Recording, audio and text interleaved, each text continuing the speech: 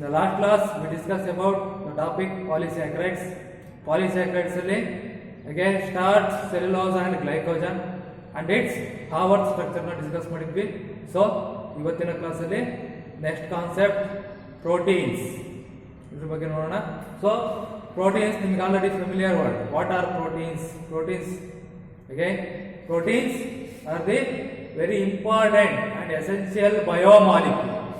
Proteins are the very essential biomolecules present in living organisms. So, the most abundant biomolecule in living organism, and it plays an important role.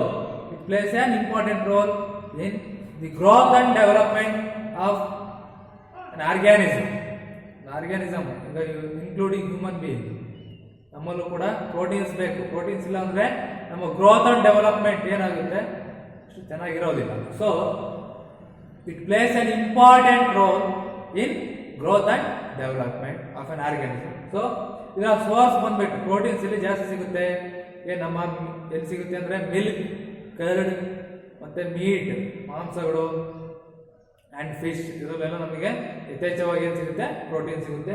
So what are proteins? Proteins ಅಲ್ಲಿ ಏನಿರುತ್ತೆ ಅನ್ನೋದಾದ್ರೆ, proteins are the polymers of alpha amino acids. Proteins are the polymers of alpha amino acids. So ನೋಡಿ, proteins are the polymers of alpha amino acids. Polymers, what are polymers? Number of monomer units attached together to form a polymer. ಅಂದ್ರೆ polymers of alpha amino acids ಅಂದ್ರೆ ಇಲ್ಲಿ amino acid number of amino acids ಇರುತ್ತೆ ಅಂತ ಅರ್ಥ. So the proteins contains alpha amino acids, ಅಂದ್ರೆ polymers of alpha amino acids. So this protein undergoes hydrolysis. Protein undergoes hydrolysis, which produces an alpha amino acid. ಈ protein ಅನ್ನು ನಾವು ಏನಾದ್ರು hydrolysis ಮಾಡಿದ್ರೆ ಏನು ಸಿಗುತ್ತೆ? ಆಲ್ಫಾ ಅಮೈನೋ ಆಸಿಡ್ ಸಿಗುತ್ತೆ. So protein is A polymer of alpha amino acids. ಅಂದ್ರೆ amino acids ಅಂದ್ರೆ ಏನು? Take amino acids. ನೋಡಿ, ಅಮೈನೋ ಮತ್ತೆ ಆಸಿಡ್ ಎರಡು ಇದೆ. Amino means again amino acids R the organic compound. Amino acids R the organic compound which contains amino group, amino, and acid means COH, carboxylic acid. So amino acids are the organic compound which contains both amino group and carboxyl group. So amino acids are the organic compound which contains both amino and carboxyl group as a functional group. Functional group again ಇರ್ತವೆ, ಒಂದು amino group ಇರುತ್ತೆ and carboxyl group. ಅಂತ organic compound ಅನ್ನು ನಾವು amino acids ಅಂತ ಕರಿತೀವಿ. So amino acids are the organic compound which contains amino and carboxyl group as a functional group. ಒಂದು organic compound ಅಲ್ಲಿ ಒಂದು ಅಮೈನೋ ಗ್ರೂಪ್ ಮತ್ತೆ ಕಾರ್ಬಾಕ್ಸಿಲ್ ಎರಡೂ ಇರಬೇಕು, ಫಂಕ್ಷನಲ್ ಗ್ರೂಪ್ ಆಗಿರಬೇಕು. ಅದನ್ನು ನಾವು ಅಮೈನೋ ಆಸಿಡ್ಸ್ ಅಂತ ಕರಿತೀವಿ. So the general formula of this amino acid, the general formula of this amino acid is RCH NH2 COOH. This is the general formula of amino acid. Actually ಇದನ್ನು ನಾವು alpha amino acid ಅಂತ ಕರೀತೀವಿ. alpha amino acid. So the general formula of amino acid is RCH NH2 COH. ಅಂದ್ರೆ ಒಂದು organic compound ಇದನ್ನು amino acid ಅಂತ ಕರೀತಾ ಇದೀವಿ ಅಂದ್ರೆ it contains amino group, amino and carboxyl as functional group and other than ಇನ್ನೊಂದು ಗ್ರೂಪ್ ಇರುತ್ತೆ or means it is a side chain. ಯಾವ್ದಾದ್ರು ಒಂದು ಸೈಡ್ ಚೈನ್ ಇದಕ್ಕೆ ಅಟ್ಯಾಚ್ ಆಗಿರುತ್ತೆ, ಅವಾಗ ಡಿಫ್ರೆಂಟ್ ಅಮೈನೋ ಆಸಿಡ್ ಆಗುತ್ತೆ ಅಷ್ಟೇ. ಬೇರೆ ಬೇರೆ ಅಮೈನೋ ಆಸಿಡ್ಗಳು ಬರ್ತಾ ಹೋಗುತ್ತೆ. So the general formula of this amino acid is RCH R is side chain. ಇಲ್ಲಿ ಬೇರೆ ಬೇರೆ CH2H CH3 ಈ ತರ ಬೇರೆ ಬೇರೆ ಒಂದು ಕಾಂಪೌಂಡ್ಗಳು ಬರ್ತಾ ಹೋಗುತ್ತೆ. So it contains both amino and carboxyl as a functional group and other group also. Okay, this is amino acid. So amino acid ಅನ್ಬೇಕು ಅಂದ್ರೆ ಒಂದು ಆರ್ಗ್ಯಾನಿಕ್ ಕಾಂಪೌಂಡ್ ಅಲ್ಲಿ ಒಂದು amino group and carboxyl group as a functional group ಆಗಿರುತ್ತೆ. ಇದನ್ನು ನಾವು amino acids ಅಂತ ಕರಿತೀವಿ. So proteins are the polymers of alpha amino acids. So these amino acids are the organic compound which contains both amino and carboxyl as a functional group. So its general formula is RCH(NH2COOH). It contains both amino and carboxyl group. So classification of amino acids ನೋಡೋಣ. Amino acids classification of amino acids ನೋಡೋದಾದ್ರೆ amino acids are classified on the basis of two criteria. First one is on the basis of nature, of formation, and on the basis of biological activity. ಇವೆರಡು base ಆಗಿ ಇಟ್ಕೊಂಡ್ಬಿಟ್ಟು amino acids ನಾವು classify ಮಾಡ್ತೀವಿ, ಅದನ್ನು ನೋಡೋಣ. Okay, next one is classification of amino acids. Amino acids are classified on the basis of nature of formation and on the basis of biological activity. So on the basis of nature of formation, these amino acids are classified into three types. The first one is neutral amino acids, next one is acidic amino acids and basic amino acids. What are neutral amino acids? Neutral amino acids. So ನಿಮಗೆ ಗೊತ್ತಿರೋ ಹಾಗೆ take the general formula of amino acid is RCH(NH2COOH). This is the general formula of amino acids or alpha amino acids. So now neutral amino acid ಹೇಳಬೇಕು ಅಂದ್ರೆ ಏನಾಗಿರಬೇಕು ಅಂದ್ರೆ if an amino acid contains same number of amino group and carboxyl group. If the amino acids are an organic compound or an amino acid which contains same number of amino group and carboxyl group, ಎರಡು ಕೂಡ same ಇರಬೇಕು, ಅದನ್ನ ನಾವು ಏನಂತ ಕರಿತೀವಿ? Neutral amino acid ಅಂತ ಕರಿತೀವಿ. So take neutral amino acids. So neutral amino acid ಆಗಿರಬೇಕು ಅಂದ್ರೆ if an amino acid contains same number of amino group and carboxyl group, ಎರಡು ಕೂಡ ಸೇಮ್ ಇರಬೇಕು. ಇದನ್ನ ನಾವು ನ್ಯೂಟ್ರಲ್ ಅಮೈನೋ ಆಸಿಡ್ಸ್ ಅಂತ ಕರಿತೀವಿ. Neutral amino acids are the amino acids which contain same number of amino group and carboxyl group. ಅಂದ್ರೆ amino group is equal to carboxyl group ಇರಬೇಕು, ಅದನ್ನು ನಾವು ನ್ಯೂಟ್ರಲ್ ಅಮೈನೋ ಆಸಿಡ್ಸ್ ಅಂತ ಕರಿತೀವಿ. So example for this neutral amino acid is glycine and example is glycine and alanine. ಏನು glycine ಅಂದ್ರೆ ಏನು, alanine ಅಂದ್ರೆ. Glycine and alanine are the amino acids. Which type of amino acids? Neutral amino acids. So ಬರೆಯೋದಂದ್ರೆ NH2 CH2 COOH, NH2 CH2 COOH. This is the formula of this glycine. Glycine alle ನೋಡಿ NH2 and COOH amino group and carboxyl group ಎರಡು ಕೂಡ same ಒಂದೊಂದೇ ಇದೆ. ಅದೇ ತರ alanine ನೋಡಿ ಇಲ್ಲಿ H side chain CH NH2 COOH ಅಂತ ಹೇಳಿದೀವಿ. ಇಲ್ಲಿ ಒಂದು H ಬರುತ್ತೆ, ಸೈಡ್ ಚೈನ್ H ಬಂದಿರುತ್ತೆ ಅಷ್ಟೇ. ಸೊ CH ಇರೋದ್ರಲ್ಲಿ CH2 ಆಗಿದೆ, NH2 CH2 COOH. Next one is alanine.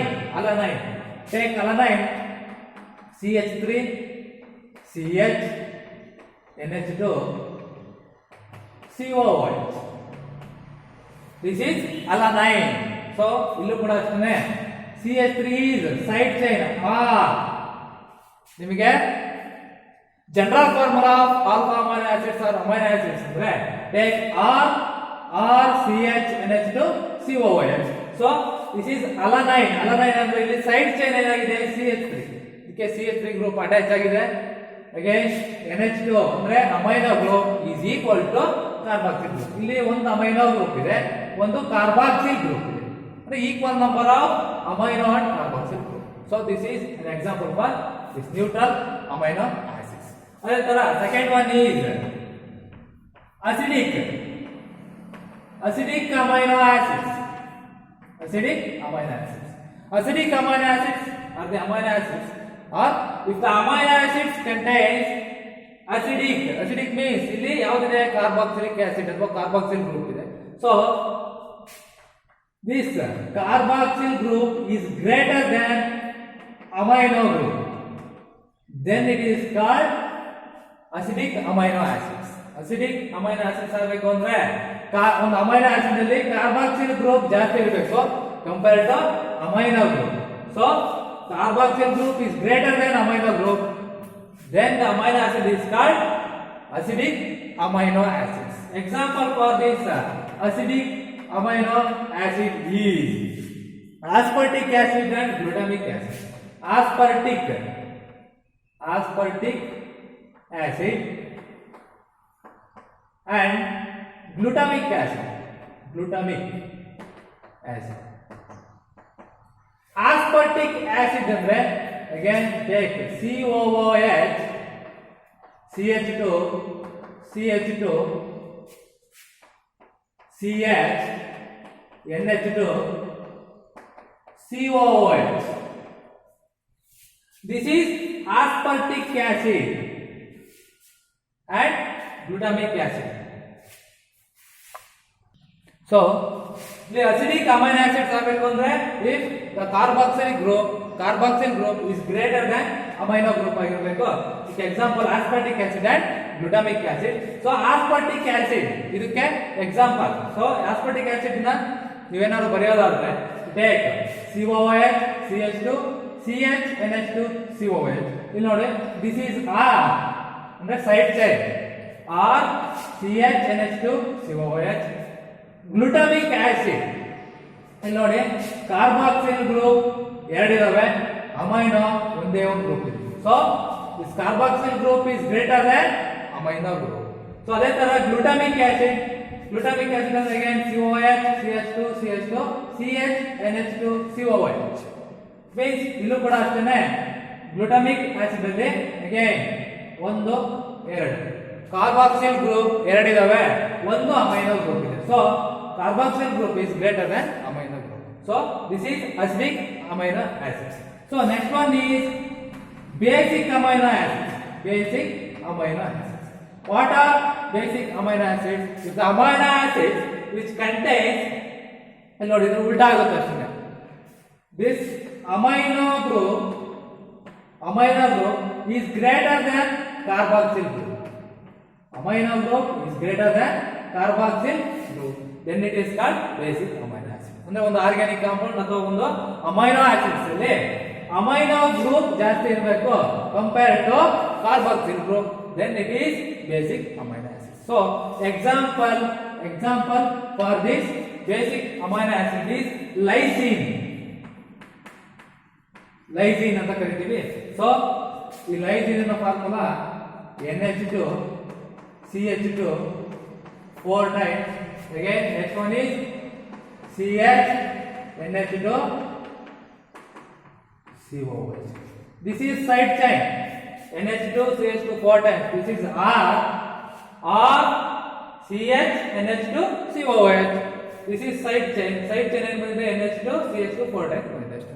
ಇವೆಲ್ಲವೂ ಕೂಡ amino acids but different amino acids. ಯಾಕಂದ್ರೆ ಇಲ್ಲಿ R ಸೈಡ್ ಚೈನ್ ಏನಿದೆ ಬೇರೆ ಬೇರೆ ಕಾಂಪೌಂಡ್ಗಳು ಅಟ್ಯಾಚ್ ಆಗಿದಾವೆ ಅಷ್ಟೇ. ಸೊ ದಿಸ್ ಈಸ್ ಲೈಸಿನ್ ಅಂತ ಕರಿತೀವಿ. ಸೊ ಇದು biomolecules classification on the basis of nature of formation. And ಇನ್ನೂ ಒಂದಿದೆ on the basis of biological activity.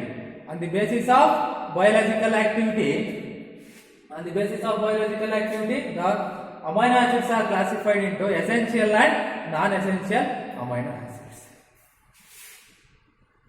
Okay, next one is classification of amino acids on the basis of biological activity. amino acids are classified into two types.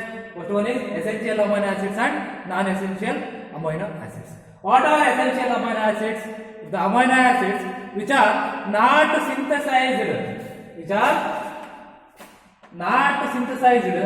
in our body. Not synthesized in our body, then the amino acids is called essential amino acids. If the amino acids which are synthesized in our body, then it is called non-essential amino acids. Synthesized in our body.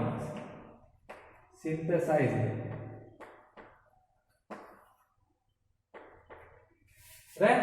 ನಮ್ಮ body ಒಳಗಡೆ ಯಾವ synthesise ಆಗುತ್ತೋ, ನಮ್ಮ body ಒಳಗಡೆ ಏನು produce ಆಗುತ್ತೋ ಅದು ನಾವು ನಾನ್ ಎಸೆನ್ಷಿಯಲ್ ಅಮೈನೋ ಆಸಿಡ್ಸ್ ಅಂತ ಕರಿತೀವಿ. ಎಸೆನ್ಷಿಯಲ್ ಅಮೈನೋ ಆಸಿಡ್ಸ್ ಅಂದ್ರೆ not synthesised in our body, they are obtained from other side ಅಥವಾ ಔಟರ್ ಸೈಡ್ ಇಂದ ನಮಗೆ ಒಬ್ಟೈನ್ ಆಗುತ್ತೆ, ಅದನ್ನ ನಾವು ಎಸೆನ್ಷಿಯಲ್ ಅಮೈನೋ ಆಸಿಡ್ಸ್ ಅಂತ ಕರಿತೀವಿ. ಸೊ ಎಸೆನ್ಷಿಯಲ್ ಅಮೈನೋ ಆಸಿಡ್ಸ್ ಗೆ ಎಕ್ಸಾಂಪಲ್ ಬಂದ್ಬಿಟ್ಟು ಲೈಸಿನ್. ಅವಾಗಲೇ ಹೇಳಿದ್ವಿ lysine is an example for this essential amino acids. Non essential amino acids ಗೆ ತುಂಬಾ ಎಕ್ಸಾಂಪಲ್ ಇದಾವೆ. ಅದರಲ್ಲಿ example for this non essential amino acids is glycine ಇರಬಹುದು, ಅಲನೈನ್ ಅಂಡ್ ಆಸ್ಪಾರ್ಟಿಕ್ ಆಸಿಡ್, ಸುಮಾರು ಇದಾವೆ ಇದರಲ್ಲಿ. ಅಲನೈನ್, ಆಸ್ಪಾರ್ಟಿಕ್ ಆಸಿಡ್ ಎಕ್ಸೆಟ್ರಾ ಇವೆಲ್ಲವೂ ಕೂಡ ನಾನ್ ಎಸೆನ್ಷಿಯಲ್ ಅಮೈನೋ ಆಸಿಡ್. ಇಲ್ಲಿ essential amino acids and non essential amino acids ಅಂತ ನಿಮಗೆ 20 ಅಮೈನೋ ಆಸಿಡ್ಸ್ ಅನ್ನ ಕೊಟ್ಟಿದ್ದಾರೆ ಬುಕ್ ಅಲ್ಲಿ. ಸೊ ಎಸೆನ್ಷಿಯಲ್ ಅಮೈನೋ ಆಸಿಡ್ಸ್ ಇದರಲ್ಲಿ ಒಂದು 10 ಅಮೈನೋ ಆಸಿಡ್ಸ್ ಇದಾವೆ, 10 amino acids. 10 amino acids are essential amino acids, remaining are non essential amino acids ಇದಾವೆ. ಅದೇ ತರ ಅದರಲ್ಲಿ neutral, acidic and basic amino acids ಇದಾವೆ. ಅವನ್ನ ಒನ್ ಬೈ ಒನ್ ನೋಡ್ತಾ ಹೋಗೋಣ. Okay, these are the 20 amino acids. 20 amino acids ಇದಾವೆ. ಇದರಲ್ಲಿ 10 essential amino acids and other are non essential amino acids. ಇದೆಲ್ಲ ಸೈಡ್ ಚೈನ್. ನೋಡಿ, ಗ್ಲೈಸಿನ್ ಅಂದ್ರೆ ಅಗೇನ್ ನಿಮ್ಮ ಅಮೈನೋ ಆಸಿಡ್ಸ್ ನ ಜನರಲ್ ಫಾರ್ಮುಲಾ ಏನಿದೆ? RCH NH2COOH. ಯಾರ ಬದಲು ಏನಿರುತ್ತೆ ಇಲ್ಲಿ? ಸೈಡ್ ಚೈನ್ ಏನಾಗಿರುತ್ತೆ? H ಇರುತ್ತೆ. ಅದನ್ನ ನಾವು ಗ್ಲೈಸಿನ್ ಅಂತ ಕರಿತೀವಿ. ಅದೇ ತರ alanine CH3 is R side chain. ಇಲ್ಲಿ CH3 ಅಟ್ಯಾಚ್ ಆಗಿತ್ತು ಅಂದ್ರೆ ಅದನ್ನ ನಾವು ಅಲನೈನ್ ಅಂತ ಕರಿತೀವಿ. ಅದೇ ತರ valine means CH3 twice CH. This is R side chain. It is attached to amino acid. Then it is called valine. ಇದನ್ನ ವ್ಯಾಲೈನ್ ಅಂತ ಕರಿತೀವಿ. ಅದೇ ತರ ಲೀಸಿನ್ ಅಥವಾ ಲ್ಯೂಸಿನ್ ಅಂತ ಕರೀತಾರೆ. CH3 twice CH CH2. This is R side chain. ಇದು R CH NH2 COH ಇರುತ್ತೆ. ಜಸ್ಟ್ ಸೈಡ್ ಚೈನ್ ಮಾತ್ರ ಬರೆದಿದ್ದೀನಿ. ಲೀಸಿನ್ ಅಂತ ಕರಿತೀವಿ. ಮತ್ತೆ ಇಲ್ಲಿ ನೋಡಿ, ನಿಮ್ಮ ರೈಟ್ ಮಾರ್ಕ್ ಏನ್ ಕಾಣ್ತಾ ಇದಾವೆ? Valine, leucine, isoleucine, arginine, lysine, this threonine, cysteine, phenyl alanine and tryptophan and histidine. ಇವೆಲ್ಲ ಕೂಡ 10 ಅಮೈನೋ ಆಸಿಡ್ಸ್ ಇದಾವೆ. ಈ 10 amino acids are essential amino acids, remaining are non essential amino acids. Essential amino acids ಅಂದ್ರೆ they are not synthesized in our body, they are obtained from other side. ಇವೆಲ್ಲವೂ ಕೂಡ essential amino acid right mark ಅಲ್ಲಿ ಇರೋದು. ಅದೇ ತರ ನೋಡ್ಕೊಳ್ತಾ ಹೋಗಿ ಇಲ್ಲಿ ವಿಟೇಕ್ ಐಸೋಲ್ಯೂಸಿನ್ ಅಂದ್ರೆ CH3 CH2 CH3 CH. This is R side chain. It is attached to the amino acids. Then it is isoleucine. Arginine same. This is R side chain. And lysine ಅಂದ್ರೆ NH2 CH2 4 times. This is R side chain. It is attached to amino acids. So ಇಲ್ಲಿ ನೋಡಿ, arginine and lysine are basic amino acids ಅಂತ ಕರಿತೀವಿ. Because basic ಅಂದ್ರೆ ಏನಿರುತ್ತೆ? Base ಅಂದ್ರೆ NH2 amino group ಜಾಸ್ತಿ ಇರುತ್ತೆ ಈ ಅಮೈನೋ ಆಸಿಡ್ಸ್ ಅಲ್ಲಿ, arginine and lysine. ಅದೇ ತರ glutamic acid and aspartic acid. Glutamic acid and aspartic acids are acidic amino acids because carboxyl group ಜಾಸ್ತಿ ಇರುತ್ತೆ ಇದರಲ್ಲಿ. This is side chain. COH CH2 CH2 COH CH2. ಅದೇ ತರ ಗ್ಲುಟಾಮೈನ್ NH2C double bond O CH2 CH2. This is R side chain. R side chain ಇಲ್ಲಿ R ಜಾಗದಲ್ಲಿ ಈ side chain ಬಂದಿರುತ್ತೆ. So then it is called glutamine. ಅದೇ ತರ ಆಸ್ಪರ್ಜೈನ್ ಇದೆ. 309 is essential amino acid. Serine OHCH2 is a side chain. It is attached to amino acid. Cysteine, nodi, cysteine and methionine are very important. Cysteine and methionine. Why? Because cysteine and methionine contain sulfur group. ಇಲ್ಲಿ ನೋಡಿ sulphur group attach ಆಗಿದೆ. So this cysteine and methionine questions ಕೇಳಬಹುದು. Which are the amino acids which contains sulfur group? ಯಾವ amino acids ಅಲ್ಲಿ sulphur ಇರುತ್ತೆ ಅಂತ ಕೇಳಿದ್ರೆ you write cysteine and methionine ಎರಡರಲ್ಲೂ ಕೂಡ ಸಲ್ಫರ್ ಗ್ರೂಪ್ ಬಂದಿರುತ್ತೆ. Next one is phenylalanine. Phenylalanine ನೋಡಿ ಇಲ್ಲಿ ಫಿನೈಲ್ ಅಲನೈನ್ ಗೆ C6H5 ಅಂದ್ರೆ ಒಂದು ಬೆಂಜಿನ್ ರಿಂಗ್, ಅದಕ್ಕೆ ಒಂದು CH2 ಗ್ರೂಪ್ ಇರುತ್ತೆ.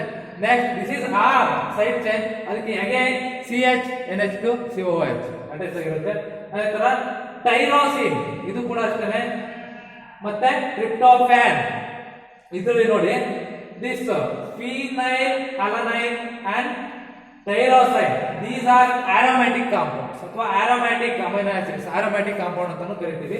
so this tryptophan, histidine and proline ಇವು ಮೂರು ಕೂಡ ಏನು ಹೆಟೆರೋಸೈಕ್ಲಿಕ್ ಕಾಂಪೌಂಡ್ಸ್. ಹೆಟೆರೋಸೈಕ್ಲಿಕ್ ಅಂತ ಕರಿತೀವಿ. ಇವು ಮೂರನ್ನು ನಾವು ಏನಂತ ಕರಿತೀವಿ? Heterocyclic compound. These are 20 amino acids. ಇವೆಲ್ಲವೂ ಕೂಡ ಸೈಡ್ ಚೈನ್. ಒಂದು ಅಮೈನೋ ಆಸಿಡ್ಸ್ ಗೆ ಸೈಡ್ ಚೈನ್ ಇದೆ. R CHNH2COOH. So this R side chain ಏನಾಗಿರುತ್ತೆ? H ಅಟ್ಯಾಚ್ ಆಗಿರುತ್ತೆ, CH3 ತರ ಬೇರೆ ಬೇರೆ ಗ್ರೂಪ್ಗಳು ಅಟ್ಯಾಚ್ ಆಗಿರ್ತವೆ. ಅದನ್ನು ನಾವು 20 ಅಮೈನೋ ಆಸಿಡ್ಸ್ ಇದಾವೆ. ನಿಮಗೇನು ರೈಟ್ ಮಾರ್ಕ್ ಕಾಣ್ತಾ ಇದೆ ಇವೆಲ್ಲವೂ ಕೂಡ ಎಸೆನ್ಷಿಯಲ್ ಅಮೈನೋ ಆಸಿಡ್ಸ್, ಮಿಕ್ಕಿರೋವೆಲ್ಲ ನಾನ್ ಎಸೆನ್ಷಿಯಲ್ ಅಮೈನೋ ಆಸಿಡ್ಸ್ ಇದಾವೆ. ಇದೇ ತರ ನೀವು ಏನ್ ಮಾಡ್ಕೊಳ್ರಿ ಅಂದ್ರೆ ಒಂದ್ ಕಡೆ acidic amino acids, basic and neutral amino acids ಅಂತ ಬರ್ಕೊಳ್ಳಿ. ಇದರಲ್ಲಿ ನಿಮ್ಗೆ ಗೊತ್ತಾಗುತ್ತೆ ಅಸಿಡಿಕ್ ಅಂತ ತಕ್ಷಣ ಹೇಗೆ ಅಸಿಡಿಕ್ ಗ್ರೂಪ್ ಜಾಸ್ತಿ ಇರಬೇಕು ಅಂದ್ರೆ ಕಾರ್ಬಾಕ್ಸಿಲಿಕ್ ಆಸಿಡ್ ಗ್ರೂಪ್ ಜಾಸ್ತಿ ಇರಬೇಕು, ಅವೆಲ್ಲ ಅಸಿಡಿಕ್ ಬರ್ಕೊಳ್ಳಿ. ಮಿಕ್ಕಿರೋವೆಲ್ಲ ಬೇಸ್ ಅಂದ್ರೆ ಅಮೈನೋ ಗ್ರೂಪ್ ಜಾಸ್ತಿ ಇರೋವೆಲ್ಲ ಬೇಸಿಕ್ ಅಮೈನೋ ಆಸಿಡ್ಸ್. ಎರಡು ಸೇಮ್ ಇರ್ತಕ್ಕಂಥವು amino acids, amino group and carboxyl group ಎರಡು ಸೇಮ್ ಇತ್ತು ಅಂದ್ರೆ ಅದನ್ನ ನ್ಯೂಟ್ರಲ್ ಅಮೈನೋ ಆಸಿಡ್ಸ್ ಇಟ್ಕೊಳ್ಳಿ. So these are 20 amino acids. okay, next one is zwitter ion. important ನಿಮಗೆ 2 ಮಾರ್ಕ್ ಗೆ ಕೇಳ್ತಾರೆ. what are zwitter ion? give an example. so zwitter ion ಅಂದ್ರೆ ಏನು? if an amino acid exists as dipolar ions ಅಥವಾ an amino acids exist as dipolar ions in aqueous solution is called zwitter ion. zwitter ion ಅಂದ್ರೆ ಏನು? ಒಂದು amino acid ಇರುತ್ತೆ, that amino acid contains dipolar ions ಇರುತ್ತೆ. it may be ಯಾವುದು ಇರುತ್ತೆ ಅಲ್ಲಿ? ಒಂದು positive and negative ions. dipolar ions means ಒಂದು ಪಾಸಿಟಿವ್ ಅಂಡ್ ಒಂದು ನೆಗೆಟಿವ್ ions ಇರುತ್ತೆ. so this amino acids exist as dipolar ions in aqueous solution is called zwitter ion. ಅಂದ್ರೆ zwitter ion ಆಗಬೇಕು ಅಂದ್ರೆ amino acid contains both positive and negative charge. it contains ಒಂದು amino acid ಅಲ್ಲಿ positive charge and negative charge ಎರಡೂ ಇರಬೇಕು. ಅದನ್ನ ನಾವು zwitter ion ಅಂತ ಕರೀತೀವಿ. So we take an example. ನಿಮಗೆ ಆಲ್ರೆಡಿ ಗೊತ್ತಿದೆ. the general formula of amino acid is RCHNH2COOH. in aqueous solution ಏನಾಗುತ್ತೆ ಅಂದ್ರೆ this carboxyl group, ಇಲ್ಲಿ ಕಾರ್ಬಾಕ್ಸಿಲ್ ಗ್ರೂಪ್ ಇದೆ. this carboxyl group contains hydrogen ಅಂದ್ರೆ ಒಂದು ಪ್ರೋಟಾನ್ ಇದೆ. this carboxyl group can donate one proton to the amino group. ಈ amino group ಗೆ carboxyl group ಇಂದ ಏನಾಗುತ್ತೆ? ಒಂದು ಪ್ರೋಟಾನ್ ಶಿಫ್ಟ್ ಆಗುತ್ತೆ, ಸೊ ಡೊನೇಟ್ ಆಗುತ್ತೆ. ಇದೇನಾಗುತ್ತೆ ಅಂದ್ರೆ RCHCOO ಅಂದ್ರೆ RCHNH2 ಇರೋದೇನಾಯ್ತು ಇಲ್ಲಿ? ಒಂದು ಪ್ರೋಟಾನ್ ಅಮೈನೋ ಗ್ರೂಪ್ ಗೆ ಶಿಫ್ಟ್ ಆಯ್ತು. ಸೊ NH2 ಇದ್ದಿದ್ದು NH3 ಆಯ್ತು. NH3 and this COO minus and NH3 plus. so one proton is shifted from this carboxyl group. ಅಥವಾ carboxyl group ಏನು ಮಾಡ್ತೀವಿ ಇಲ್ಲಿ? ಒಂದು ಪ್ರೋಟಾನ್ ಅನ್ನ ಡೊನೇಟ್ ಮಾಡ್ತೀವಿ ಇಲ್ಲಿಗೆ this amino group ಗೆ. so ಇದೇನಾಯ್ತು? RCHNH3 plus COO minus. So it contains both positive and negative charge. ಅಥವಾ an amino acid contains both dipolar ions are called in aqueous solution. Important. In aqueous solution is called deuterion. Too much important. ಅದೇ ತರ deuterion ಅಂದ್ರೆ this amino acids acts as both acidic and basic also. ಇದೇನಾಗುತ್ತೆ ಅಂದ್ರೆ ಎರಡರ ಜೊತೆನೂ react ಆಗುತ್ತೆ, acid ಜೊತೆ ಅಥವಾ ಮತ್ತೆ ಬೇಸಿಕ್ ಸೊಲ್ಯೂಷನ್ ಅಥವಾ it acts as both acidic and basic. ಇದನ್ನ ಆಂಫೋಟರಿಕ್ ಅಂತಾನೂ ಕರೀತಾರೆ. So amino acids, alpha amino acids acts as both ಆಂಫೋಟರಿಕ್ nature. It reacts with acid, acidic solution and basic solution also. So this is deuterion. Okay, next one is structure of proteins. ಈಗ already ಗೊತ್ತಿದೆ protein structure ಅಲ್ಲಿ ಏನಿರುತ್ತೆ ಅಂದ್ರೆ protein contains alpha amino acids. So proteins are the polymers of alpha amino acids. Number of amino acids ಗಳು attach ಆಗಿರ್ತವೆ. So structure of proteins, proteins contains alpha amino acids. These alpha amino acids are combined or attached together by a peptide bond. ಒಂದು peptide bond form ಆಗುತ್ತೆ. ಹೆಂಗಾಗುತ್ತೆ ಅಂತ ನೋಡಿದ್ರೆ peptide bond. What is peptide bond ಅಂತ ಕೇಳ್ತಾರೆ, right? Peptide bond ಹೆಂಗ್ form ಆಗುತ್ತೆ? an amide bond is formed. An amide bond is formed. Amide bond means CONH. CONH bond. ಇದನ್ನ ನಾವು ಅಮೈಡ್ ಬಾಂಡ್ ಅಂತ ಕರಿತೀವಿ. So an amide bond is formed between two amino acids is called peptide bond. Peptide bond ಅಂತ ಯಾವ್ದು ಅಂತೀವಿ? ಎರಡು amino acids ಇಂದ ನಿಮಗೆ CONH ಅಮೈಡ್ ಬಾಂಡ್ ಫಾರ್ಮೇಷನ್ ಆಯ್ತು ಅಂದ್ರೆ ಅದನ್ನು ನಾವು ಪೆಪ್ಟೈಡ್ ಬಾಂಡ್ ಅಂತ ಕರಿತೀವಿ. So an amide bond CONH bond is formed between two amino acids is called peptide bond. So example, take glycine. ಇದರ ನೇಮ್ ಬಂದ್ಬಿಟ್ಟು ಗ್ಲೈಸಿನ್. ಗ್ಲೈಸಿನ್ ಗ್ಲೈಸಿನ್ ಅಂದ್ರೆ CH NH2 COH. ಆರ್ ಜಾಗದಲ್ಲಿ ಏನಿರುತ್ತೆ ಸೈಡ್ ಚೈನ್ H ಬಂದಿರುತ್ತೆ. So NH2 CH2 COH. This is glycine. Glycine. This is alanine. ಇದರ name alanine. Side chain ಏನಿರುತ್ತೆ CH3 ಬಂದಿರುತ್ತೆ. So glycine and alanine. ಇಲ್ಲೇನಿದೆ? an amide bond is formed. CONH bond is formed between two amino acids is called peptide bond ಅಂತ ಕರೀತೀವಿ. So we take two amino acids. ಇವೆರಡರ ನಡುವೆ ಏನಾಗಬೇಕು? ಏನಾಗುತ್ತೆ ಅಂದ್ರೆ an amide bond ಫಾರ್ಮ್ ಆಗುತ್ತೆ. ಇಲ್ಲಿ ನೋಡಿ, ಇಲ್ಲಿ ಕಾರ್ಬಾಕ್ಸಿಲ್ ಗ್ರೂಪ್ ಇದೆ ಅಂಡ್ NH ಅಮೈಡೋ ಗ್ರೂಪ್ ಇದೆ. ಇದನ್ನು ನಾವು 1H ಅಂಡ್ OH, ಇದರಲ್ಲಿ 1H. ಎರಡು ಏನಾಗುತ್ತೆ ಅಂದ್ರೆ by the inter elimination of water molecule, ಅಂದ್ರೆ ವಾಟರ್ ಮಾಲಿಕ್ಯೂಲ್ ಎಲಿಮಿನೇಟ್ ಆಗುತ್ತೆ. ಸೊ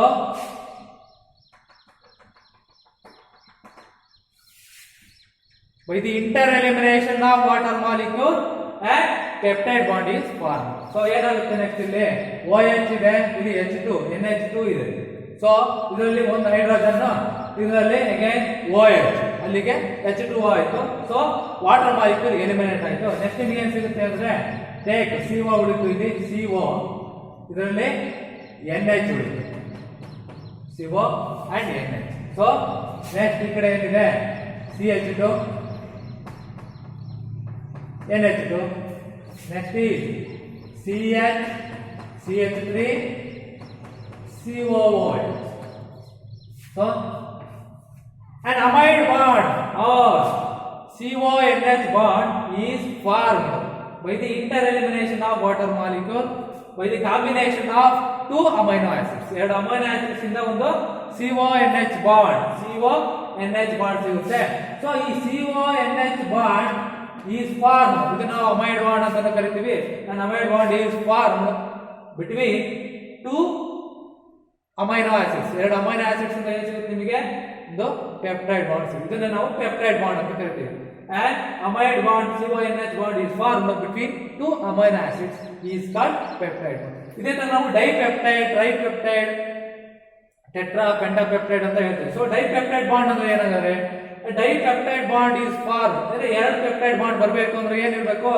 ಇಲ್ಲಿ one peptide bond is formed by two amino acids. ಅದೇ ತರ ಡೈಪೆಪ್ಟೈಡ್ ಬೇಕು, ಎರಡು ಪೆಪ್ಟೈಡ್ ಬಾಂಡ್ ಅಂದ್ರೆ ಅಗೈನ್ 3 ಅಮೈನೋ ಆಸಿಡ್ಸ್ ಇರಬೇಕು.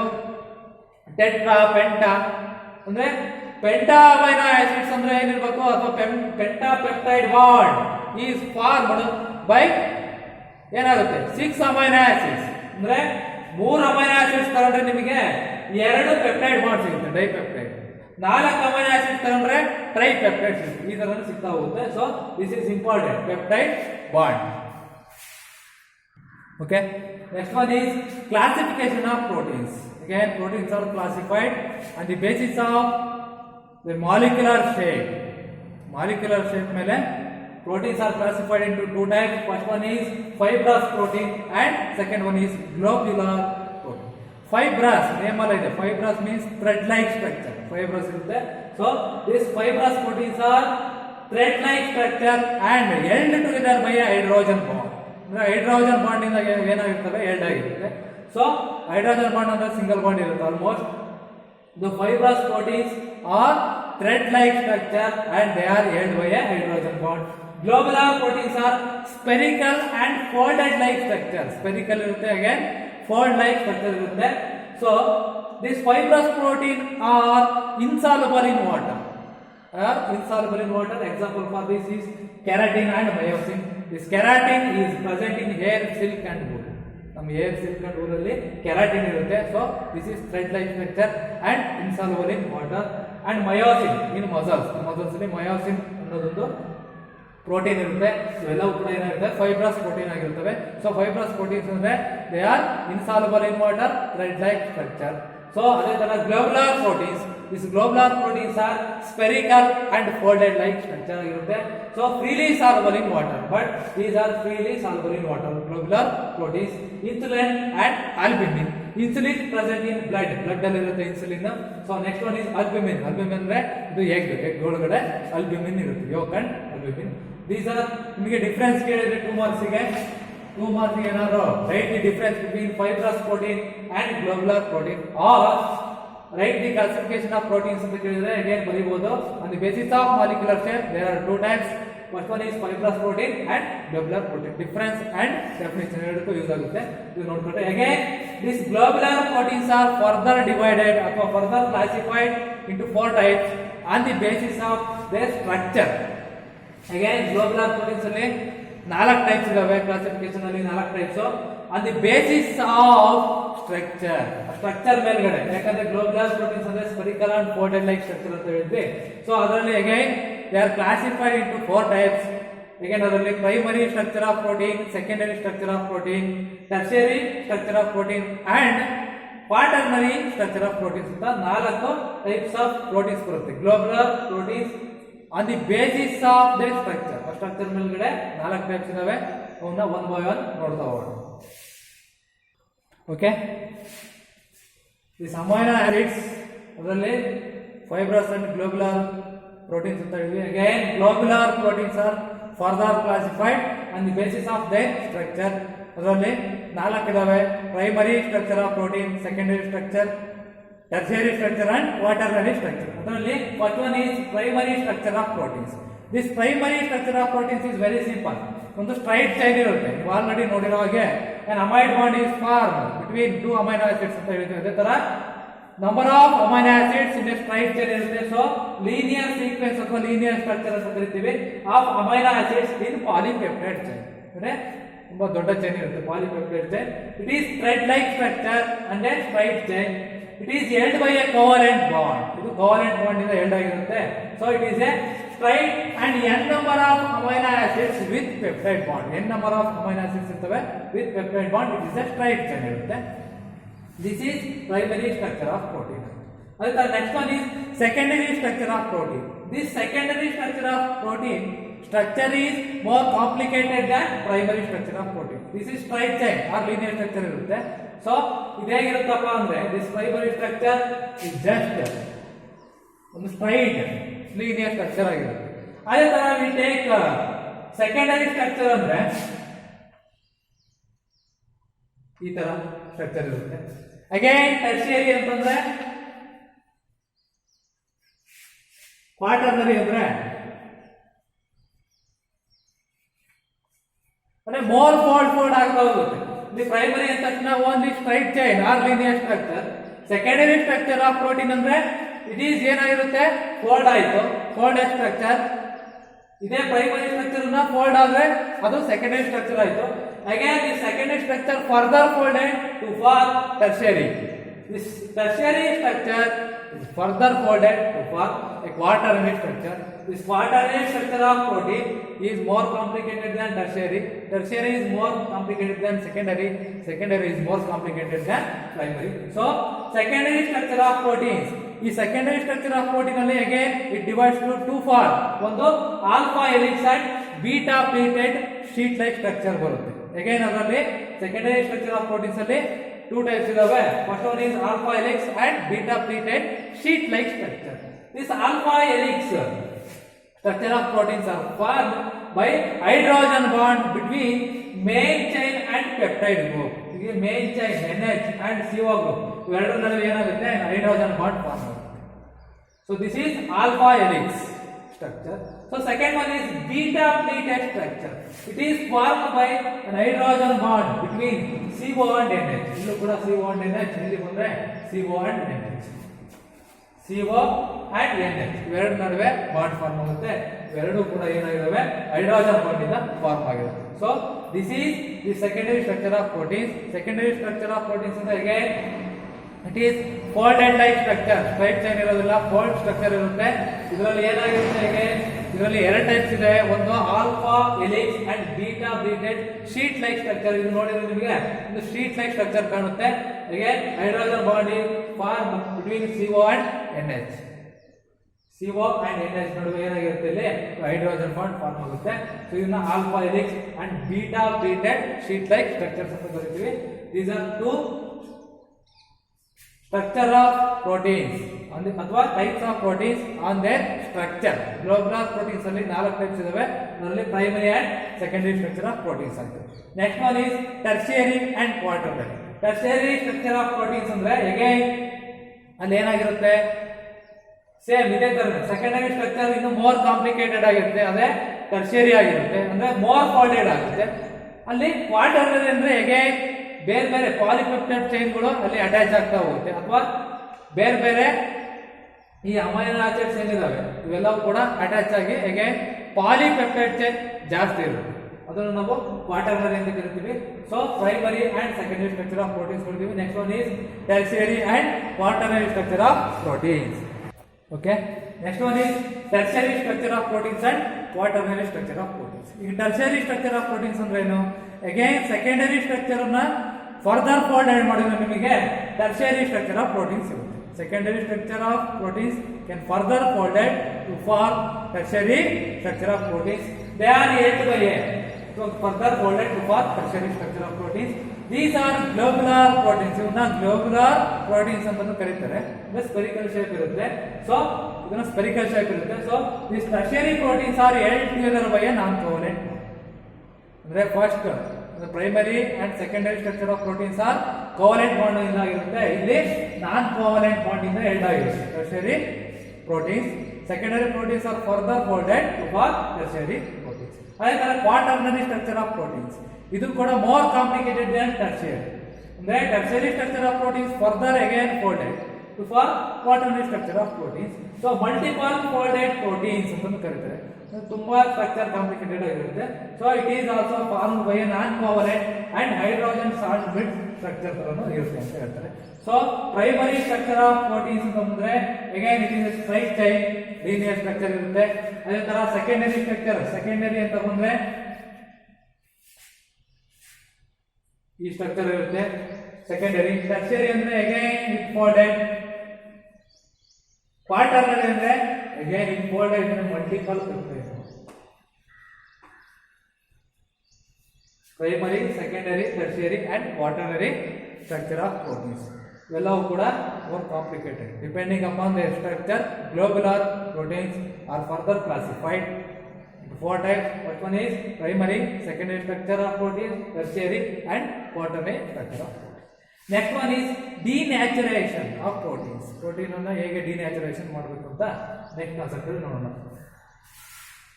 Okay, next concept is denaturation of proteins. Denaturation of proteins ಅಂದ್ರೆ proteins the properties, physical and biological properties of proteins can be changed. ಅದನ್ನು ನಾವು denaturation ಅಂತ ಕರಿತೀವಿ. ಅಂದ್ರೆ ಅದರ ಒರಿಜಿನಾಲಿಟಿ ಏನಿದೆ, ಅದರ ಬಯಾಲಜಿಕಲ್ ಅಂಡ್ ಫಿಸಿಕಲ್ ಪ್ರಾಪರ್ಟೀಸ್ ಏನಿದೆ ಅದನ್ನು ಚೇಂಜ್ ಮಾಡ್ತೀವಿ. ಹೆಂಗ್ ಚೇಂಜ್ ಮಾಡ್ತೀವಿ ಅಂದ್ರೆ by adding an external agent ಇರ್ಬೋದು, ಅಥವಾ by heating or by adding alkalis, acids, acidic solution or basic solution ಏನಾದರೂ ಒಂದು ಹಾಕೋದ್ರಿಂದ, ಅಥವಾ by adding an external agent or by heating process ಇಂದ ಅದರ ಪ್ರಾಪರ್ಟೀಸ್ ನ ಚೇಂಜ್ ಮಾಡ್ತೀವಿ. Properties are changed by heating also. ಇದನ್ನು ನಾವು ಡಿನ್ಯಾಚುರೇಷನ್ ಆಫ್ ಪ್ರೋಟೀನ್ಸ್ ಅಂತ ಕರಿತೀವಿ. Okay, what is denaturation of proteins ಅಂತ ಕೇಳ್ತಾರೆ. ಅಗೇನ್ ನಿಮಗೆ 2 ಮಾರ್ಕಿಗೆ ಡಿನ್ಯಾಚುರೇಷನ್ ಆಫ್ ಪ್ರೋಟೀನ್ಸ್ ಅಂದ್ರೆ ಏನು? The coagulation of proteins by treating with suitable electrolyte. The coagulation of proteins by treating with suitable electrolyte. ಯಾವ electrolyte? Electrolyte means like acids or alkalis ಅಥವಾ salt solution or by heating process. ಇವೆಲ್ಲ ಮಾಡೋದ್ರಿಂದ ನಮಗೆ ಏನಾಗುತ್ತೆ ಅಂದ್ರೆ proteins ನ properties, physical and biological or chemical properties ಅಥವಾ biological properties of proteins can be changed by adding an external agent or by heating, by changing its pH, by changing its temperature, adding an agent. By changing its pH, changing temperature, and by adding an agent, the natural properties of proteins can be changed. ಅದನ್ನು ನಾವು denaturation ಅಂತ ಕರಿತೀವಿ. So the coagulation of proteins by treating with suitable electrolyte like acids, alkalis, salt solution or by heating process, then it is called denaturation of proteins. We take an example. By ಏನಾಗುತ್ತೆ ಅಂದ್ರೆ pH change ಆಗುತ್ತೆ by changing temperature by adding an agent ಅಂತ ಹೇಳ್ತೀವಿ. So example ಅಂತ ತಗೊಳ್ಳೋದಾದ್ರೆ coagulation of egg white coagulation of egg white ಹೇಗಾಗುತ್ತೆ ಅಂದ್ರೆ we take an egg ಅಂತ ತಗೊಂಡ್ರೆ ಅದರಲ್ಲಿ yolk and albumin ಅಂತ ಇರುತ್ತೆ. yolk, take yolk, ಇದು albumin, ವೈಟ್ ಆಲ್ಬುಮಿನ್. ಏನ್ ಮಾಡ್ತೀವಿ, ಇದನ್ನ ಹೀಟ್ ಮಾಡಿದ್ರೆ by heating process the liquid can be converted into solid. Albumin ಏನಾಗಿರುತ್ತೆ ಅಂದ್ರೆ ದಿ ಎಗ್ ಕಂಟೈನ್ಸ್ ಪ್ರೋಟೀನ್, ಅದರಲ್ಲಿ albumin is A protein. Albumin ಅಂದ್ರೆ ಅದು ಪ್ರೋಟೀನ್ ಇರುತ್ತೆ. ಸೊ ದಿಸ್ ಆಲ್ಬುಮಿನ್ ಹೆಂಗಿರುತ್ತೆ ಅಂದ್ರೆ it is in liquid state, ಇಲ್ಲಿ ಲಿಕ್ವಿಡ್ ಆಗಿರುತ್ತೆ, liquid state. So it can be changed by heating. ಇದಕ್ಕೆ ಹೀಟ್ ಮಾಡಿದ್ರೆ by heating process ಏನಾಗುತ್ತೆ, ಇದು it can be converted into the egg white or albumin can be converted into liquid into solid ಆಗಿ. liquid ಇಂದ ಏನಾಯ್ತು, solid ಆಗಿ. ಅಂದ್ರೆ physical and biological properties ಎರಡು ಕೂಡ ಚೇಂಜ್ ಆಯ್ತು. ಯಾಕೆ ಚೇಂಜ್ ಆಯ್ತು? By A heating process. So denaturation of proteins andre by adding an external agent or by adding some alkalis or electrolyte or by a heating process, the physical and biological properties are changed. This is called denaturation of proteins. So this liquid albumin can be converted into solid egg by heating process. ಇದನ್ನ ನಾವು denaturation ಅಂತ ಕರಿತೀವಿ. ಅಂದ್ರೆ ಈ natural ಏನಿರುತ್ತೆ ಅದರಲ್ಲಿ physical and biological properties ಏನಿರುತ್ತಲ್ಲ natural ಆಗಿ ಅದನ್ನ ಚೇಂಜ್ ಮಾಡ್ತೀವಿ ಬೈ ಎಕ್ಸ್ಟರ್ನಲ್, ಬೈ ಯೂಸಿಂಗ್ ಅಥವಾ by adding an external agent or by adding by some ಏಜೆಂಟ್ಗಳು like alkalis, electrolyte or by heating process. So this is denaturation of proteins, important concept. Okay, next one is important vitamins. ಅಂದ್ರೆ vitamins, this vital plus amines. Vitamins, it contains again an amines. So vitamins ಅಂದ್ರೆ ಏನು, ನಮಗೆ proteins ಗಿನ vitamins ಗಳು ಏನಾಗುತ್ತೆ ಅಂದ್ರೆ ನಮಗೆ requirement of vitamins are very small amount ಅಲ್ಲಿ ನಮಗೆ ವಿಟಮಿನ್ಸ್ ಗಳು ಇದ್ರೆ ಸಾಕು. ಇಟ್ ಫಾರ್ಮ್ಸ್ ಅಥವಾ ಪ್ರೋಸೆಸ್ ಏನಿರುತ್ತೆ ಅಂದ್ರೆ it forms a specific process. So the definition of vitamins ನೋಡೋದಾದ್ರೆ vitamins are the organic compounds. So vitamins are the organic compounds required in diet.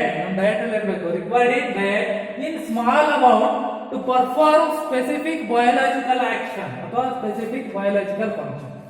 Small amount ಅಲ್ಲಿ ಇರುತ್ತೆ, ಏನಾಗಿರುತ್ತೆ ಅಂದ್ರೆ it perform specific biological functions for normal growth and development, maintenance of our growth and health. ಆ growth and development ಗೆ help ಮಾಡುತ್ತೆ. So vitamins ಅಂದ್ರೆ ಅವು small amount ಅಲ್ಲಿ ನಮ್ಮ ಬಾಡಿ ಒಳಗಡೆ ಇರ್ತವೆ.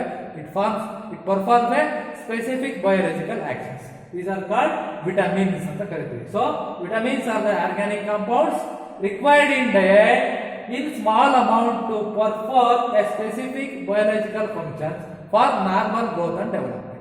It is called vitamins. Vital plus amines ಅಂತ ಹೇಳ್ತೀವಿ. These vitamins are further classified on the basis of their solubility. The solubility ಮೇಲ್ಗಡೆ ನಾವು these vitamins ಅನ್ನು ಏನು ಮಾಡ್ತೀವಿ ಅಂದ್ರೆ ಕ್ಲಾಸಿಫೈ ಮಾಡ್ತೀವಿ. Again on their solubility they are classified into vitamins. Water soluble, solubility means water soluble and water insoluble vitamins ಅಂತ ಕರೀತೀವಿ. Water soluble vitamins, water soluble vitamins and water insoluble vitamins ಅಂತ ಕರೀತೀವಿ. Water soluble vitamins ಯಾವ್ಯಾವ ಇದಾವೆ ಅಂತ ನೋಡಿದ್ರೆ they are soluble in water ಅಷ್ಟೇನೆ. Water soluble vitamins means some vitamins which are soluble in water, they are called water soluble vitamins. Take vitamins B and C. Vitamin B and vitamin C are water soluble vitamins. Again vitamin B ಒಳಗಡೆ B1, B6, B12 again subdivided vitamins ಗಳು ಇದಾವೆ. So B and C are water soluble vitamins. Water insoluble vitamins are water insoluble vitamins. ಯಾವ್ಯಾವ ಅಂದ್ರೆ vitamin A, vitamin D, vitamin E and vitamin K are water insoluble ಅಥವಾ fat soluble. Water soluble vitamins and fat soluble vitamins ಅಂತ ಕರೀತಾರೆ. Fat soluble. Again vitamins are classified into two types. ಅದರಲ್ಲಿ ಒಂದು water soluble vitamins and fat soluble vitamins. Water soluble vitamins ಅಂದ್ರೆ ಕೆಲವು vitamins ಗಳು ಏನಾಗ್ತವೆ water soluble ಆಗ್ತವೆ, ಅವನ್ನ water soluble vitamins ಅಂತ ಕರಿತೀವಿ. ಇನ್ನು ಕೆಲವು ವಿಟಮಿನ್ಸ್ ಗಳು ಏನಾಗ್ತವೆ they are water insoluble and fat soluble. Fat soluble vitamins ಅಂತ ಕರಿತೀವಿ. So the fat soluble vitamins ಯಾವ್ಯಾವು ಅಂದ್ರೆ ADE. ಇಲ್ಲಿ ನೋಡಿ ಬಿ ಅಂಡ್ ಸಿ, ಬಿಸಿ ನೀರು ಅಂತ ನೆನಪಿಟ್ಕೋಬಹುದು ನೀವು. ಬಿಸಿ ನೀರು B and C are water soluble. ನೀರು ಅಂದ್ರೆ water. So B and C are water soluble. So ನೆನಪಿಟ್ಕೊಳ್ಳೋಕೆ ಈಸಿ ಅಂದ್ರೆ ಬಿಸಿ ನೀರು. ಇಲ್ಲಿ ಬಂದ್ರೆ ಅಡಿಕೆ ಎಣ್ಣೆ ADKE ಅಂತ ತಗೊಂಡ್ರೆ ಅಡಿಕೆ ಅಂತ ಆಗುತ್ತೆ. ಅಡಿಕೆ ಎಣ್ಣೆ ಅಂದ್ರೆ ದೇ ಆರ್ ಫ್ಯಾಟ್. ಎಣ್ಣೆ means oil. Oil contains fat ಇರುತ್ತೆ. ಸೊ ದಿಸ್ ಈಸ್ ಅಡಿಕೆ ಎಣ್ಣೆ. So water soluble vitamins B and C are water soluble vitamins. ADEK these vitamins are fat soluble and water insoluble vitamins. ಇನ್ನು ಸುಮಾರು ನಿಮಗೆ vitamins ಗಳು ಇದಾವೆ. ಅದರ ಸೈಂಟಿಫಿಕ್ ನೇಮ್ ಮತ್ತೆ ಅದರ source and the deficiency of that vitamins causes some disease. ಅವುಗಳನ್ನ ಒಂದು ಚಾರ್ಟ್ ಇದೆ, ಅದನ್ನ ನೆಕ್ಸ್ಟ್ ನೋಡೋಣ. Next one in vitamins. ಯಾವ ವಿಟಮಿನ್ಸ್ ಅಂತ ನೋಡೋಣ. ಅಗೈನ್ ವಿಟಮಿನ್ಸ್ ಅಂತ ಬಂದ ತಕ್ಷಣ vitamin A, vitamin B. B ಅಲ್ಲಿ ಅಗೇನ್ B1, B2, B3 ಇದೆ, B6, B12, vitamin C, vitamin D, vitamin E and vitamin K. ನಿಮಗೆ ಕೇಳ್ತಾರೆ ಬರೋ 1 ಮಾರ್ಕ್ ಕ್ವಶನ್, ಈ ಚಾಪ್ಟರ್ನ 1 ಮಾರ್ಕ್ಸ್ ಕ್ವಶನ್ ನಿಮಗೆ ಕೇಳ್ತಾರೆ. ಅಗೇನ್ ಫಸ್ಟ್ ಪಾರ್ಟ್ ಎ ನಲ್ಲಿ 1 ಮಾರ್ಕ್ಸ್ ಕಂಪಲ್ಸರಿ ಒಂದು ಕ್ವಶನ್ ಇರುತ್ತೆ. ಅದರಲ್ಲಿ ಬಯೋಮಾಲಿಕ್ಯೂಲ್ಸ್ ಮೇಲ್ಗಡೆ ಈ ಕಾನ್ಸೆಪ್ಟ್ ವಿಟಮಿನ್ ಕಾನ್ಸೆಪ್ಟ್ ಮೇಲೆ ನಿಮಗೆ 1 ಮಾರ್ಕಿಗೆ ಕ್ವಶನ್ಸ್ ಯಾವಾಗಲೂ ಕೇಳ್ತಾ ಇರ್ತಾರೆ. ಅದರಲ್ಲಿ ನಿಮಗೆ ಕೇಳೋದಾದ್ರೆ fat soluble vitamins and water soluble vitamins ಕೇಳ್ಬೋದು. Water give an example for water soluble vitamins and fat soluble vitamins ಅಂತ. ಅದೇ ತರ ಒಂದು ಚಾರ್ಟ್ ಇದೆ ವಿಟಮಿನ್ಸ್, ಇವುಗಳ ಸೈಂಟಿಫಿಕ್ ನೇಮ್ ಇದೆ. ಈಗ ವಿಟಮಿನ್ ಎ ಅಂತ ಇದೆ. ವಿಟಮಿನ್ ಎ ನ ಸೈಂಟಿಫಿಕ್ ನೇಮ್ ರೆಟಿನಾಲ್. ಇದನ್ನ ನಾವು ರೆಟಿನಾಲ್ ಅಂತ ಕರಿತೀವಿ. Again ಇದರ ಸೋರ್ಸ್ ಬಂದ್ಬಿಟ್ಟು fish, liver oil, carrot and etcetera. So the disease caused by the deficiency of vitamin A. Vitamin A ಅಲ್ಲಿ ಏನಾದರೂ ನಮಗೆ ಡೆಫಿಷಿಯನ್ಸಿ ಆಯಿತು ಅಥವಾ ಕಡಿಮೆ ಆಯಿತು ಅಂದ್ರೆ ಇದರಿಂದ ನಮಗೆ ಜೆರಾಪ್ಥಾಲ್ಮಿಯಾ ಆರ್ ನೈಟ್ ಬ್ಲೈಂಡ್ನೆಸ್ ಬರುತ್ತೆ. ನೈಟ್ ಬ್ಲೈಂಡ್ನೆಸ್, ಇರುಳು ಗುರುಡುತನ ಅಂತ ಕರಿತೀವಿ. ಅದನ್ನ ಅಂದ್ರೆ ಕಣ್ಣಿಗೆ ಸಂಬಂಧಪಟ್ಟ ಕಾಯಿಲೆಗಳು ಬರುತ್ತೆ. ಯಾವಾಗ ಅಂದ್ರೆ deficiency of vitamin A causes night blindness or xerophthalmia. So the scientific name of vitamin A is retinol. Retinol. So vitamin B, ಅದರಲ್ಲಿ vitamin B1, B ಅಲ್ಲಿ again B1, vitamin B1. ಇದರ scientific name thiamine. Thiamine ಅಂತ ಕರೀತೀವಿ ಇದನ್ನ thiamine.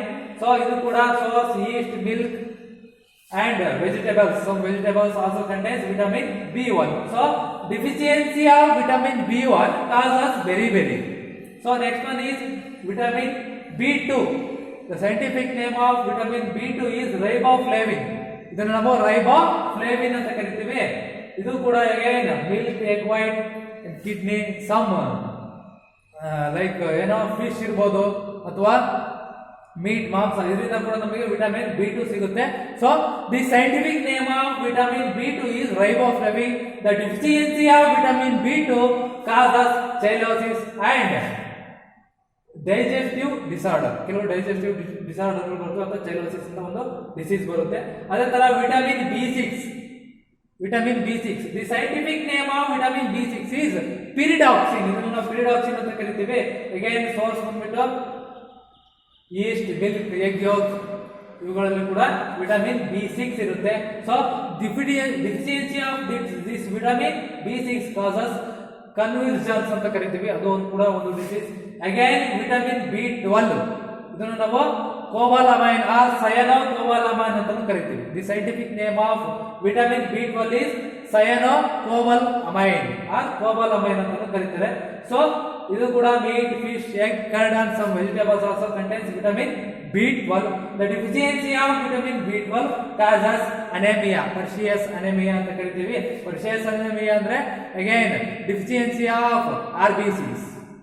Deficiency of RBCs in blood ಅಲ್ಲಿ ಏನಾಗುತ್ತೆ ಅಂದ್ರೆ RBC content ಅಥವಾ RBC ಗಳು ಕಡಿಮೆ ಆಗ್ತವೆ. ಯಾವಾಗ ಅಂದ್ರೆ ಡೆಫಿಷಿಯನ್ಸಿ ಆಫ್ ವಿಟಮಿನ್ B12 ಆದಾಗ. So the scientific name of vitamin B12 is cobalamin or cyanocobalamin ಅಂತ ಕರಿತೀವಿ. ಸೊ ವಿಟಮಿನ್ ಸಿ ಇದನ್ನು ನಾವು ಅಸ್ಕಾರ್ಬಿಕ್ ಆಸಿಡ್ ಅಂತ ಕರಿತೀವಿ. What is the scientific name of vitamin C ಅಂತ ಕೇಳಿದ್ರೆ ಅಸ್ಕಾರ್ಬಿಕ್ ಆಸಿಡ್ ಅಂತ ಬರೀಬೇಕು. What is the scientific name of vitamin C is ascorbic acid. So vitamin C is ಎಲ್ಲಿ ಸಿಗುತ್ತೆ ನಮಗೆ ಜಾಸ್ತಿ ಅಂದ್ರೆ citrus like fruits.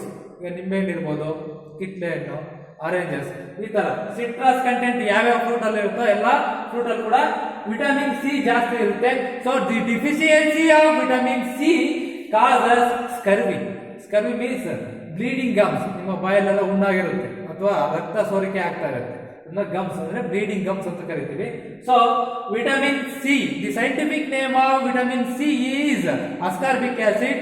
So the deficiency of this vitamin C causes scurvy, bleeding gums. So next one is vitamin D. The scientific name of vitamin D is calciferol. ಇದನ್ನು ನಾವು calciferol ಅಂತ ಕರಿತೀವಿ. So vitamin D ಎಲ್ಲಿ ಸಿಗುತ್ತೆ ಅಂದ್ರೆ ನಿಮಗೆ exposure to sunlight ಇಂದ ಸಿಗುತ್ತೆ. ಅಂಡ್ ಸಮ್ ಯಾವ್ದ್ರಿಂದ ಫಿಶ್, ಎಗ್, ಇದರಿಂದ ಕೂಡ ಸ್ವಲ್ಪ ಪ್ರಮಾಣದಲ್ಲಿ ನಿಮಗೆ ವಿಟಮಿನ್ ಡಿ ಸಿಗುತ್ತೆ. ಸೊ ಜಾಸ್ತಿ ವಿಟಮಿನ್ ಡಿ ಸಿಗೋದು ಅಂದ್ರೆ ಎಕ್ಸ್ಪೋಜರ್ ಟು ಸನ್ಲೈಟ್ ಇಂದ ಸಿಗುತ್ತೆ. So vitamin D, the deficiency of vitamin D causes rickets and osteomalacia ಅಂತ ಕರಿತೀವಿ. ರಿಕೆಟ್ಸ್ ಅಂದ್ರೆ ಏನು? ಅಗೈನ್ ಬೋನ್ ಡಿಸೀಸ್, ಇವೆಲ್ಲ ಬೋನ್ ಡಿಸೀಸ್ಗಳು ಬರುತ್ತೆ. So vitamin D causes rickets and osteomalacia. So vitamin E, ಇದನ್ನ ನಾವು ಟೋಕೋಫೆರಾಲ್ ಅಂತ ಕರಿತೀವಿ. What is the scientific name of vitamin E ಅಂದ್ರೆ ಟೋಕೋಫೆರಾಲ್ ಅಂತ ಬರೀಬೇಕು. It is also present in vegetable oil, sunflower oil and fat. ಇದರಲ್ಲೂ ಕೂಡ ನಮಗೆ ವಿಟಮಿನ್ ಇ ಸಿಗುತ್ತೆ. So this deficiency of vitamin E causes increased fragility of RBC and muscular disease. Some muscle diseases ಗಳು ಬರ್ತವೆ ಮತ್ತೆ fragility of RBC ಕೂಡ destroy ಆಗುತ್ತೆ. So next one is vitamin K. ಇದನ್ನು ನಾವು ಫೈಟೋ ಅನಡಯೋನ್ ಅಂತ ಕರಿತೀವಿ. Phyto, PHYTONADION, phytonadione. This is what is the scientific name of vitamin K ಅಂತ ಕೇಳಿದ್ರೆ ರೈಟ್ ಫೈಟೋನಡಯೋನ್ ಅಂತ ಬರೀಬಹುದು. ಸೊ ಇದೆಲ್ಲಿ ಸಿಗುತ್ತೆ ಅಂದ್ರೆ ವಿಟಮಿನ್ ಕೆ ಈಸ್ ಜಾಸ್ತಿ ಸಿಗುತ್ತೆ ಗ್ರೀನ್ ವೆಜಿಟೇಬಲ್ ಅಥವಾ ಸಮ್ ಲೀಫಿ ಅಂದ್ರೆ ಗ್ರೀನ್ ಲೀಫಿ ವೆಜಿಟೇಬಲ್ಸ್ ಅಂದ್ರೆ ಹಸಿರು ತರಕಾರಿಗಳು, ಸೊಪ್ಪು, ಇದರಲ್ಲಿ ಏನಿರುತ್ತೆ ವಿಟಮಿನ್ ಕೆ ಜಾಸ್ತಿ ಇರುತ್ತೆ. The deficiency of vitamin K causes blood clotting time. Blood clotting time ಏನಾಗುತ್ತೆ, ಡಿಲೇ ಆಗುತ್ತೆ. So the deficiency of vitamin K causes increased blood clotting time. Blood clotting time ಏನಾಗುತ್ತೆ, ಈಗ ನಿಮಗೆ ಗೊತ್ತಿದೆ ಆಲ್ರೆಡಿ. ಸ್ವಲ್ಪ ಏನಾದರೂ ನಾವು ಸ್ಕ್ರಾಚ್ ಆದ ತಕ್ಷಣ ಏನಾಗುತ್ತೆ, ಬ್ಲಡ್ ಬರುತ್ತೆ. ಸೊ ಸ್ವಲ್ಪ ಹೊತ್ತು ನಾವೇನಾದ್ರು ಅದನ್ನ ಹಿಡಿದಿಟ್ಕೊಂಡ್ರೆ ಏನಾಗುತ್ತೆ, ಅಗೇನ್ ಬ್ಲಡ್ ಕ್ಲಾಟ್ ಆಗಿ ಬ್ಲಡ್ ಹೊರಗಡೆ ಬರೋದು ನಿಲ್ಲುತ್ತೆ. Because of this vitamin K. Vitamin K ಏನಾದ್ರು ನಿಮಗೆ ಕಡಿಮೆ ಇತ್ತು ಅಂದ್ರೆ, ಅಥವಾ ಡಿಫಿಷಿಯನ್ಸಿ ಆಫ್ ವಿಟಮಿನ್ ಕೆ ಆಯಿತು ಅಂದ್ರೆ ಅಗೇನ್ ಬ್ಲಡ್ ಬೇಗ ಕ್ಲಾಟ್ ಆಗೋದಿಲ್ಲ. So this is also important. ಇದರಲ್ಲಿ ಏನ್ ಮಾಡ್ಬೇಕು ಅಂದ್ರೆ ನೀವು ನೀಟಾಗಿ ಚಾರ್ಟ್ ಬರ್ಕೊಳ್ಳಿ. ಇದರಲ್ಲಿ ವಿಟಮಿನ್ಸ್ ಯಾವ್ಯಾವ ವಿಟಮಿನ್ಸ್ ಇದಾವೆ ಒಂದ್ ಕಡೆ ಸೈಂಟಿಫಿಕ್ ನೇಮ್ ಬರ್ಕೊಳ್ಳಿ. Again, vitamin A ಅಂದ್ರೆ retinol. What is the scientific name of vitamin A ಅಂತ ತಕ್ಷಣ retinol ಬರೀರಿ. What is the scientific name of vitamin B1 thiamine? What is the scientific name of vitamin B2 riboflavin? What is the scientific name of vitamin B6 pyridoxine? What is the scientific name of vitamin B12 cobalamin or cyanocobalamin? Next one is vitamin C. This is the scientific name of ascorbic acid. Vitamin D ಇದನ್ನ calciferol ಅಂತ ಕರೀತಾರೆ. Vitamin E, tocopherol. Scientific name of vitamin E is tocopherol. And then the scientific name of this vitamin K is phytonadione. Phytonadione ಅಂತ ಕರೀತೀವಿ. ಇವೆಲ್ಲವೂ ಕೂಡ vitamins ಗಳು with scientific name and sources. Sources ನಿಮಗೆ diseases ಗೊತ್ತಿರಬೇಕು. ಅಂದ್ರೆ ಡಿಫಿಷಿಯನ್ಸಿ ಆಫ್ ವಿಟಮಿನ್ಸ್. ಈ vitamins ಗಳು ಏನಾದ್ರೂ ನಮ್ಮ ಬಾಡಿ ಒಳಗಡೆ ಕಡಿಮೆ ಆಯ್ತು ಅಥವಾ ಕೊರತೆ ಆಯ್ತು ಅಂದ್ರೆ ನಮಗೆ ಈ ತರದ ಡಿಸೀಸಸ್ ಗಳು ಬರ್ತವೆ. So vitamins, this concept is very important for 1 mark. 1 mark question biomolecules ಅಲ್ಲಿ ಆಲ್ಮೋಸ್ಟ್ ಈ ವಿಟಮಿನ್ಸ್ ಕಾನ್ಸೆಪ್ಟ್ ಮೇಲ್ಗಡೆ ಕೇಳ್ತಾರೆ. ಎಲ್ಲಾ ಕ್ವಶನ್ ಪೇಪರ್ ತೆಗೆದು ನೋಡಿ, ಎಲ್ಲದರಲ್ಲೂ ಕೂಡ ಫಸ್ಟ್ ಮೈಂಡ್ ಪಾರ್ಟ್ ಏನಲ್ಲಿ ನಿಮಗೆ 10 ಕ್ವಶನ್ಸ್ ಇರುತ್ತೆ 1 ಮಾರ್ಕ್ ಇಂದು. ಅದರಲ್ಲಿ 1 ಕ್ವಶನ್ ಕಂಪಲ್ಸರಿ ಬಯೋಮಾಲಿಕ್ಯೂಲ್ಸ್ ಇಂದ ಬರುತ್ತೆ. ಆ ಬಯೋಮಾಲಿಕ್ಯೂಲ್ಸ್ ಬರೋ ಕ್ವಶನ್ ಆಲ್ಮೋಸ್ಟ್ ದಿಸ್ ವಿಟಮಿನ್ಸ್. ಈ ವಿಟಮಿನ್ಸ್ ಚಾರ್ಟ್ ಇಂದಾನೆ ಕೇಳ್ತಾರೆ. ನೀವು ಏನ್ ಬೇಕಾದ್ರೂ ಕೇಳ್ಬೋದು. ಈಗ ವಾಟರ್ ಸಾಲ್ಬಲ್ ವಿಟಮಿನ್ಸ್ ಕೇಳಬಹುದು. Water soluble vitamins are B and C. B and C are water soluble vitamins. A D E K are fat soluble vitamins. Right, ಬಿಸಿ ನೀರು ಅಂಡ್ ಅಡಿಕೆ ಎಣ್ಣೆ. ಬಿಸಿ B and C are water soluble. A D E K are fat soluble vitamins. So chart ಬರ್ಕೊಳ್ಳಿ. ಒಂದ್ ಕಡೆ vitamins ಗಳು ಗೊತ್ತಿರಲಿ. ಆ ವಿಟಮಿನ್ಸ್ ಗೆ ಏನಂತ ಸೈಂಟಿಫಿಕ್ ನೇಮ್ ಕರೀತಾರೆ and the deficiency of this vitamins causes which disease. ಇವು ಕಡಿಮೆ ಆದರೆ ಈ ವಿಟಮಿನ್ಸ್ ಗಳು ಏನಾದ್ರು ಕೊರತೆ ಆಯ್ತು ಅಂದ್ರೆ ಯಾವ ಡಿಸೀಸಸ್ ಗಳು ಬರ್ತವೆ. ಈಗ ಇಷ್ಟರಲ್ಲೇ ನಿಮಗೆ 1 ಮಾರ್ಕ್ ಕ್ವಶನ್ಸ್ ಬರುತ್ತೆ. ಸೊ ನೀಟಾಗಿ ಓದ್ಕೊಳ್ಳಿ. ಸೊ ನೆಕ್ಸ್ಟ್ ಕ್ಲಾಸ್ ಅಲ್ಲಿ ರಿಮೈನಿಂಗ್ ಕಾನ್ಸೆಪ್ಟ್ ಏನಿದೆ ಅದನ್ನ ನೋಡೋಣ. Okay, thank you.